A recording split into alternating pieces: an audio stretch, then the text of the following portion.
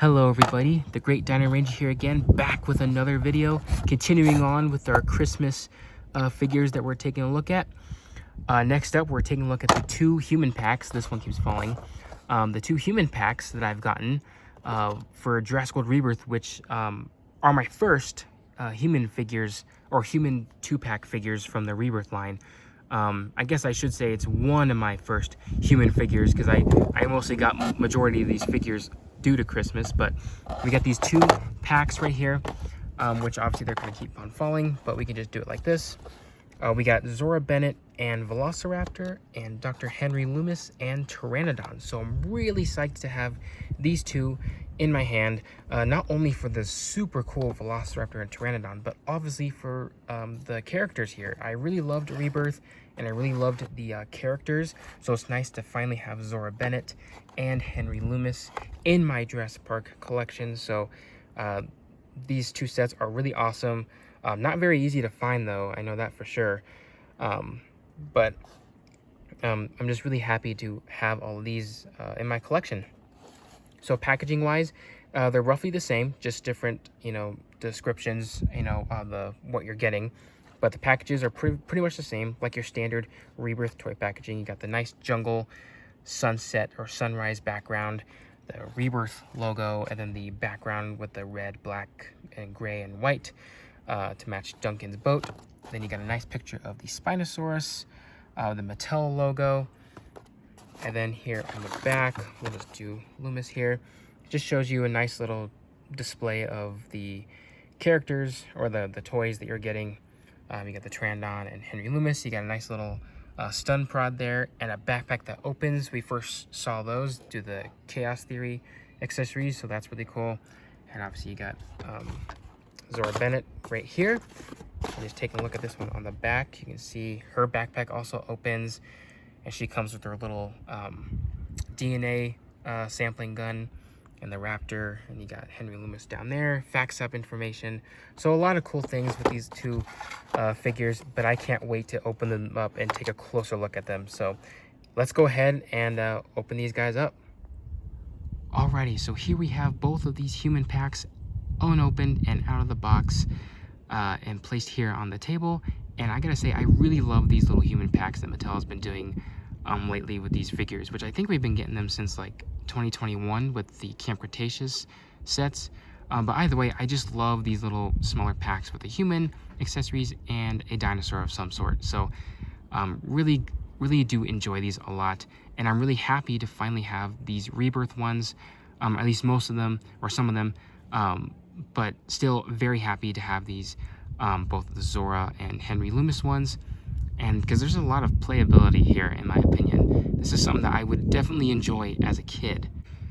So taking a look at Zora and the Velociraptor first, we'll take a look at the human figure. This is my very first Zora Bennett figure in my collection. I don't have the Spinosaurus one yet. This is actually the ones I wanted the most because I like these outfits more. They're more the prominent ones from the film. And yeah, I guess you could say this is my very first Scarlett Johansson figure, because before Rebirth, obviously I never had a figure of her, but now that she's in Jurassic, here we go. I have my first Scarlett Johansson figure, I guess you could say. And for the most part, this figure does look like the actress. For the most part, it's not perfect, but it does look like her. You can see it's got her signature hair look from the film, facial likeness, like I said, for the most part. And first of all, this figure is really tiny. It's a tiny little figure. I'm not sure if she's actually this, size in real life, like height-wise between different actors, or if that's just something Mattel just did. But still, a lot of great detail added into a smaller figure. As you can see, her outfit-wise, she's got like a dark shirt on with a nice little, like, I don't know what you call it, like an accessory pack or vest on her. And she's got a watch right there, very nice. She's got a belt, and then her signature pants from the film with some nice detail like in the pockets on them as well. And then her signature boots that she wears. And obviously one of her accessories is this backpack, which I already attached on, which the backpack itself is really nice detail in this small little accessory. So Mattel did a fantastic job on this. And yeah, just basically everything about this figure is pretty good and pretty spot on, or at least just looks like the character from the film, which is pretty cool.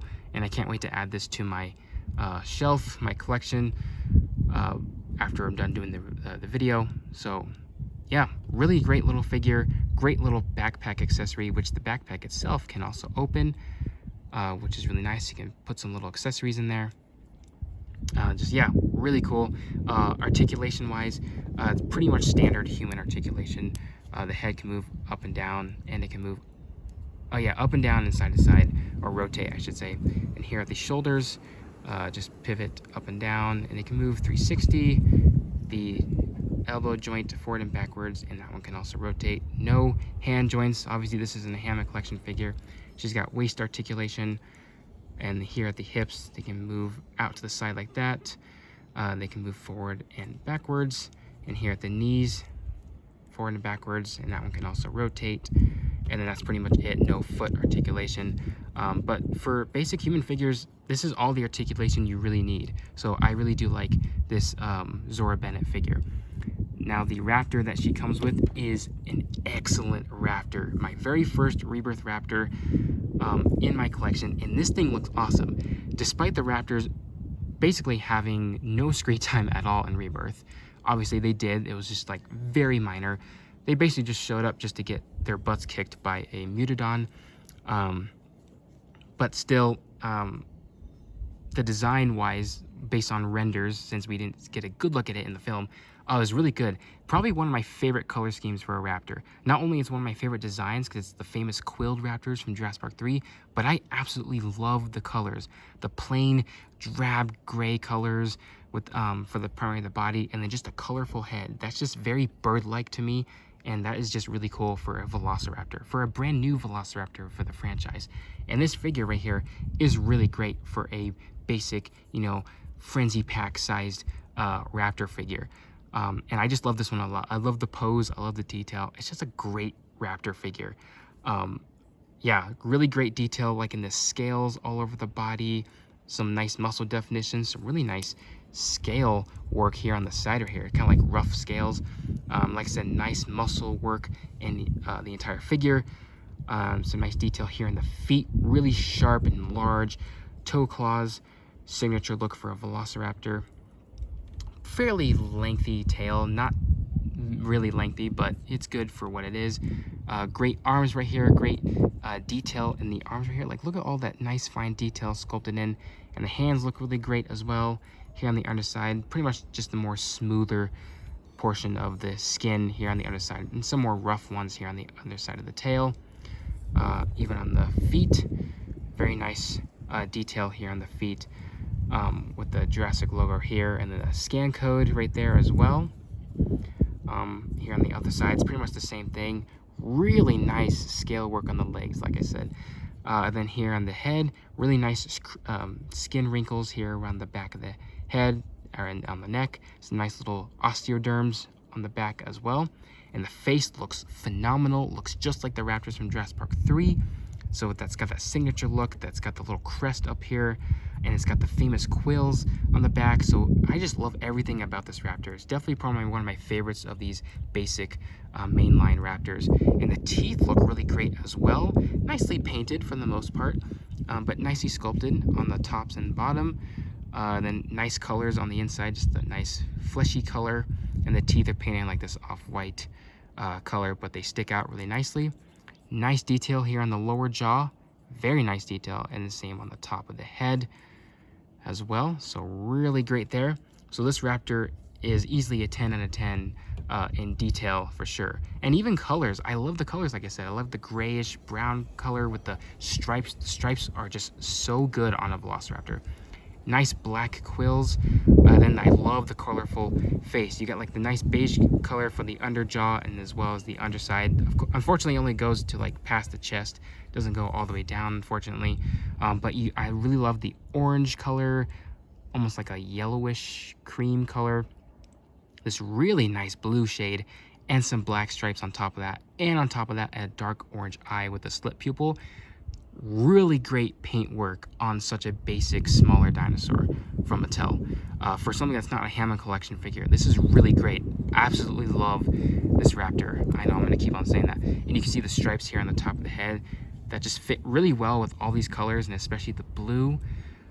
It just looks really great. And you got some more dark stripes here on the back of the neck.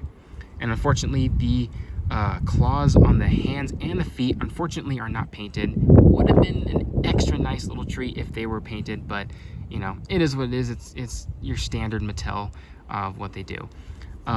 Articulation wise, as you can see, the jaw can open and close very fluently. No head articulation, but you do got neck articulation, so you can make it go down like that, like it's drinking water or pouncing on someone. You can have it look up like it's looking at a T-Rex, or maybe looking at a Pteranodon flying in. But it's almost like in this crouching stalking position, which is pretty much all it did in Rebirth. It just stalked behind Xavier, only just to be bullied by a mutant dinosaur. And then the neck can twist all the way around, so that's nice too. Arms, pretty basic, just forward and backwards, no in and out. And same with the legs. Basic, forward and backwards, but sometimes all you need is just basic articulation. And for not a Hammond collection figure, this is really good. And then the tail can rotate, but of course I hate when the tail articulates like that. But other than that, really great raptor. Now we move on. Oh wait, I forgot the accessory that Zora came with. She came with her signature DNA collecting gun, which is really great. I was really hoping we are going to get a little toy piece of this from the film, which is really good. It looks just like how it is. You got the little cartridge right here that you shoot, and it collects the DNA, and you got the little lookout scope right there, and it's kind of made of a softer rubbery material, so it's really nice, and it's really good. And I believe Zora can hold it pretty nicely. Guns on these human figures from Mattel are not the easiest to put on, but you know, you get the idea. She can hold it and collect DNA samples. Now all we need is just a toy with a little case that you can put the DNA in. I know they got something like that in that Spinosaurus set, but that's a little bit too big. I want something kind of like what you got in the film, but still very cool there. Now we move on to Dr. Henry Loomis, our new paleontologist for the franchise. First we had Alan Grant, and then we had Sarah Harding, and I guess you can include Billy Brennan in there too. Then you had Robert Burke in The Lost World as well, and now we got a new paleontologist, Dr. Henry Loomis, and I really liked his character. I liked Zora's character as well. Same with Duncan, which hopefully I'll end up fighting his set somewhere down the line. But here, Dr. Henry Loomis, again, I like this outfit on him a lot more than the one that comes in the Spinosaurus set. This is just like his signature look. He looks more like a paleontologist when you put him in this outfit, whereas the outfit is really nice. It's got this really nice green plaid shirt, nice colors too with the red and the lighter green, so Mattel did a really good job on the paintwork on the shirt right here. Got a nice brown vest right here, made of a softer plastic, which looks really nice. The buttons on his shirt and the folds on his shirt around the collar are really nice. It's got a nice sculpted belt with a nice painted belt buckle. And his signature pants are nicely sculpted with some creases in the clothing and nice colors as well, pretty much exactly how they are on the film. Got some pockets here and there on where they need to be. And then his signature boots, which look nice as well. And then his face sculpt, which actually looks like the actor a little bit. Not a whole lot. I mean, it's kind of hard to get it exactly perfect with an action figure, but for the most part, it does look like the actor that portrays Henry Loomis in the film. He's got his little signature glasses and his hairstyle. So overall, really nice. And it's got some of that facial hair kind of painted on there to kind of make it a bit more realistic like the actor. And then he also comes with an accessory of a backpack as well. Lots of backpacks with this Rebirth line, but a backpack looks really great as well. Really great detail. Nice, yeah, just nice sculpted detail on the straps and everything. And then that one can also open up as well. And yeah, and also he's got a signature watch on that side as well. So really nice Dr. Henry Loomis figure. I'm really glad to have him. And for articulation, signature, you know, head movements here, and then the shoulders and the elbows. And then he's got waist movement, and then hip movement right there, and then the same with the knee joint.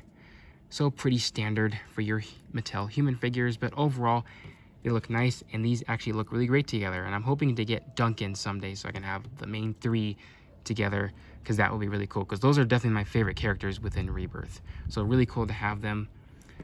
Which I guess also you can see the comparison between these human figures and their creatures that they come with. This is his accessory. He comes with a cool stun prod, a new one, which I should have brought the other stun prods to compare it with.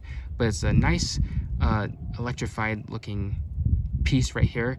A lot better than just having none of it and just kind of pretending. So it's kind of adding some cool little stuff right here. Good for pictures and display. So it's a really nice looking little electrical piece, I guess you could say. And then the rest of the parts, you know, the pole and the handles and all that, are really nicely detailed. And Henry Loomis can hold it. Even though these stun prods were never used in Rebirth at all, it's a nice little playability for I guess for kids who just want to play with these. But I guess for collectors to get some cool little shots for pictures or display. So there you go. He can hold it very nicely, which is very nice. Now, he comes with a really awesome Pteranodon, which, first of all, you can position it in its landing and walking position. The arms probably could have been a bit more closer, and you can do that, but when you put them out to the side, it allows the feet to touch the ground, so it makes it look like it's, you know, realistic, and it's all 4 feet are on the ground. But this is just awesome. Okay, an actual basic Pteranodon or pterosaur that you can position to where it is walking on all 4s. The only other pterosaur we have that with is just the Hammond Collection / Amber Collection Pteranodons, and then the new Rebirth Quetzalcoatlus. So to do that with a basic Pteranodon, this is just awesome. Probably one of my favorite Pteranodons from Mattel, period. I just love the size, I love the sculpt, I just love everything about it. It's such a great, and it's a great scale for a Pteranodon. Pretty good, pretty accurate, I would say too. And it's much smaller next to the Quetzalcoatlus, which is just awesome. Yeah, I think the main highlight is just that you can position it in its all 4s landing position. Like, that is just awesome. Easily a 10 out of 10 on this Pteranodon. So as you can see, sculpt wise, the head looks really good. It's a bit more similar to the classic Jurassic World Pteranodon from like what we first saw in 2015, except the colors remind me of the Dominion Pteranodon that came out. So I don't know why they chose those colors unless this is the color the Pteranodon was in that film. We didn't really get to see it a whole lot. It was in like a tiny little bird cage in one scene, and then briefly shown in the background where it distracted the T-Rex for a bit. But the sculpt looks really great on this one. Nice, subtle little sculpt work on the head right here, and nice eyes and creases and everything. The beak looks nice. You can open the mouth.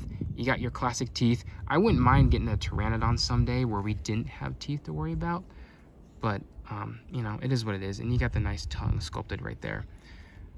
And then here on the underside, just some nice little skin wrinkles here on the neck, and on the top of the body, just some more detail in the sculpt of the skin right here. You can see a little spine sticking out right there, so nice muscle definition. Same with the arms, they look really nice, nicely sculpted. Same with the little hands. Unfortunately, the feet and hand claws are not painted, but you got some nice scoots on the fingers as well as the feet, which you can see right here. They look really nice, nicely sculpted. Nice sculpt work on the underside as well. Then the legs themselves are nicely sculpted. Very short and stubby, nice little tail right there. And then the wings are really great, nice detail in the wings. And you can fold the wings back up, so I guess this counts as an articulation point.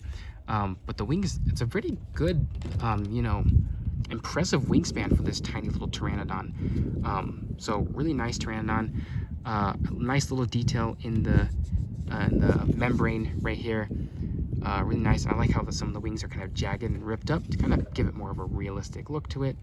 Same on the other side, you got some nice little veins poking out or outlining the entire wings right here. So very much like a bat. You got the little scan code right there.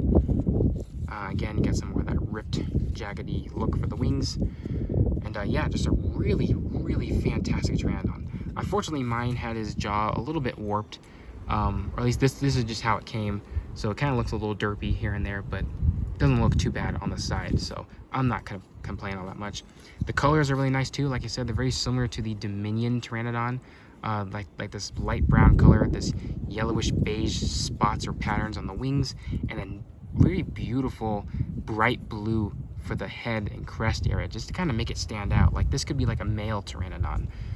And you got some nice color for the tongue, and a nice grayish color, almost like a purple kind of like the same shade as the brown in this raptor for the lower beak. Unfortunately, we don't get any more of that on the body. Now for articulation, like I said, the beak can open up or open and close. And also, I forgot, you got a nice bright yellow eye. Looking really nice. The neck can go up and down, so you can make it look down or anything like that. And it can also rotate. And the wings, you got this little piece right here, which you can fold it to have it open when it's flying and fold it back up when it's landing. Each leg is can individually move, just forward and backwards, nothing too special, but that's pretty much all you really need for a Pteranodon. Then you got a shoulder joint right here, which this one, you can move the arms down, have it flap. You can just have this guy flap, you know, just move it up and down. So awesome there, and they can rotate. So that's a plus too. Not that I'll ever need it, but it's a plus. So yeah, really fantastic Pteranodon. Now for brief little comparisons before we end the video. I'm sorry if this one's a little bit too long. Here we got another favorite Pteranodon figure of mine from Mattel, and it is another small one. This is the Battle Damage one from 2018 from the Fallen Kingdom line. And this one is just really good and matches pretty good with this new one. Obviously, the new one has a much more impressive wingspan. But they look really great together. Having these two smaller size Pteranodons just look really great. I probably will say I like the wingspan, I like the articulation, the ability to pose it on this one. However, the colors, I definitely prefer this one from Fallen Kingdom. I just love this one a lot. It's very nostalgic to me. And I also love the head sculpt on this one. I guess maybe because of the beak not being too warped, but either way, it's a really great head sculpt on this Pteranodon right here. But either way, they both look really great together. Either way. Then lastly, for Velociraptor, I'm just going to compare it to another quilled raptor that we have from the main line, and it is this jumping raptor, also from 2019 for the Dino Rivals line. This is like our only first JP3 raptor we ever gotten from Mattel, first anyway. And comparing it to this newer one, there's obviously a huge difference. There's a lot of years in between both releases, but they all both look really nice. This one's definitely a lot more impressive in sculpt than this one is. This one's got that really huge and ridiculous large feet, and this one's a lot more proportionate. But the head sculpt, they look pretty nice. This one's, its quills are a lot more kind of blended together, not individual like these ones are. And they kind of look small, so this one could be like a juvenile of these male raptors where the quills aren't yet quite developed yet, and this one's like an adult or something. But out of these two, this one's definitely the best one. So it's really cool to see both of these compared with one another. And so yeah, that's about it for this review, everyone. I hope you guys enjoyed this one. I highly recommend finding these or picking these up if you can ever find them.